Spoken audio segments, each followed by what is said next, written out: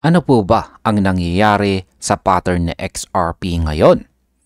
Yan, sa market po ngayon, sa XRP ay nasa napaka tight or napakahigpit na price range. At halos bawat galaw nito ay binabantayan po ng mga traders. Meron pong panibagong insight na ibinahagi rito si Chart Nerd. At ito po ang siyang nagbukas ng mas malalim na pag-unawa sa kasalukuyang structure. Ayon po sa kanya, ang pattern na nakikita natin ay tugma sa Wyckoff reaccumulation model. Isa po itong setup na nagpapakita kung kailan nagpapahinga ang isang asset bago ang susunod na major move.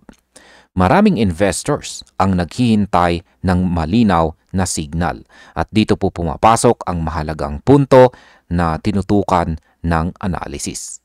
Kaya yan po ang siyang ating pag-uusapan sa video na ito at simulan po natin sa ating sunod na katanungan kung bakit sinasabing this boat has not yet sailed.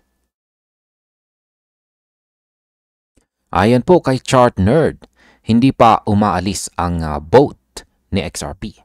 Ibig sabihin, hindi pa huli ang lahat para sa potential next leg. Ngunit may kondisyon siyang binanggit. Kailangan ng malinaw na double bottom sa kanyang territory. Kapag hindi po nag-form ang pattern na ito at bumigay ang macro support, ang unang tinitingnan ay ang tinatawag na spring formation. Ito po ang parte ng Wyckoff schematic kung saan may biglaang dip para alisin po ang weak hands o yung mga mahihina ang kanilang kamay sa pag-hold bago mag-recover. Kaya umiikot po ang buong narrative dito kung saan ay may susunod pang eksena basta hindi po mabasag ang critical zone. Ngayon ay paano nga ba gumagana ang Wyckoff structure? Ang Wyckoff reaccumulation schematic ay nahahati po sa ilang phases, A hanggang E. Sa phase A, tumitigil po ang pagbaba ng presyo. Sa phase B, nagsisimula pong magbuo ng range kung saan nasusukatan ang mga buyers, kung saan ay nagsusukatan po ang mga buyers at sellers. Sa phase C naman, makikita po ang pinakamahalagang eksena dahil dito po karaniwang nangyayari ang spring, isang sharp dip na nililinis ang range bago mag-breakout. Sa kasalukuyang chart, nasa lower boundary sa XRP, tugma po sa phase C. Ito po ang dahilan kung bakit mahalaga ang bawat galaw dito, dahil ito ang siyang magdidikta ng direksyon papunta sa phase D. Ngayon ay bakit po ba critical ang macro support sa kasalukuyan?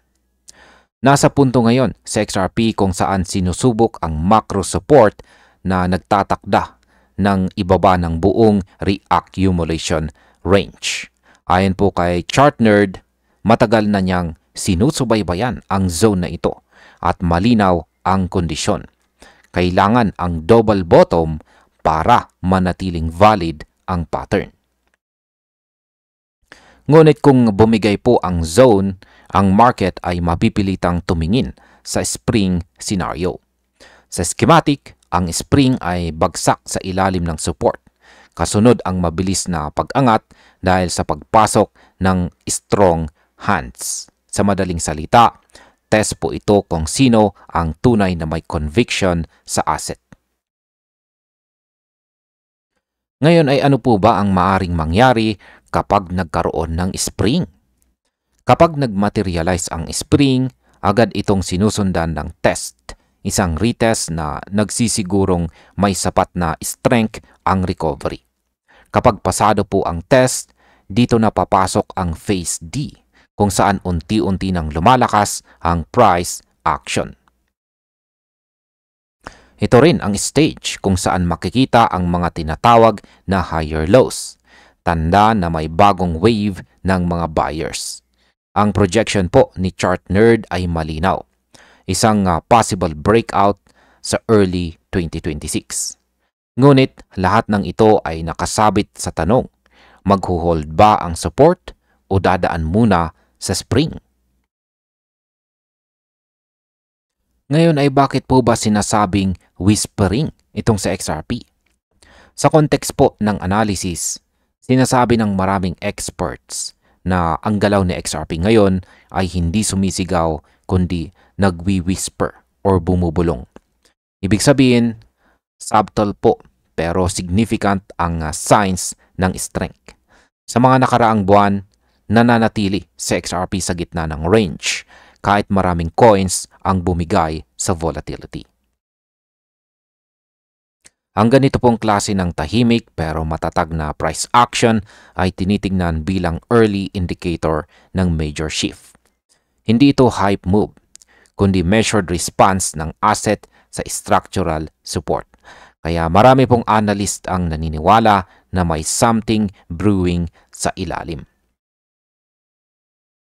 Ngayon ay ano po ba ang scenario kung mag-hold ang support? Kapag hindi po nabasag ang macro support at nag-form nga or nabuo ang double bottom, dito po magsisimula ang bullish momentum.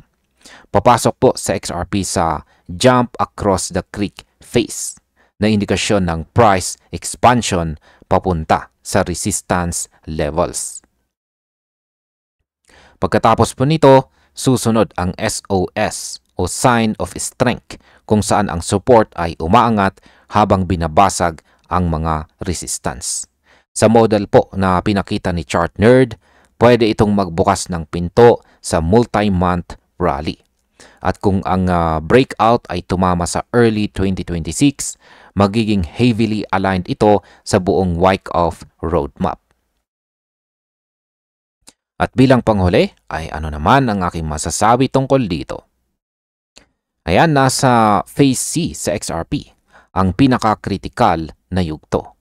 Dito po nagdidesisyon ang market kung continuation ba o deeper shakeout. Parehong scenario ay valid sa Wyckoff structure at ang parehong may bullish ending basta tama po ang sequence. Kung mag-hold po ang support, diretso phase D. Kung magkakaroon or kung magkaroon po ng spring, may shakeout muna pero bullish pa rin ang finale. Kaya ang mensahe po ni Chart Nerd ay malinaw. This boat has not yet sailed. Hindi pa huli ang lahat at nasa gitna pa tayo ng structural play at hindi po sa dulo. At ayan, hanggang dito na lamang po tayo sa video na ito mga ka-crypto. Maraming salamat sa panonood.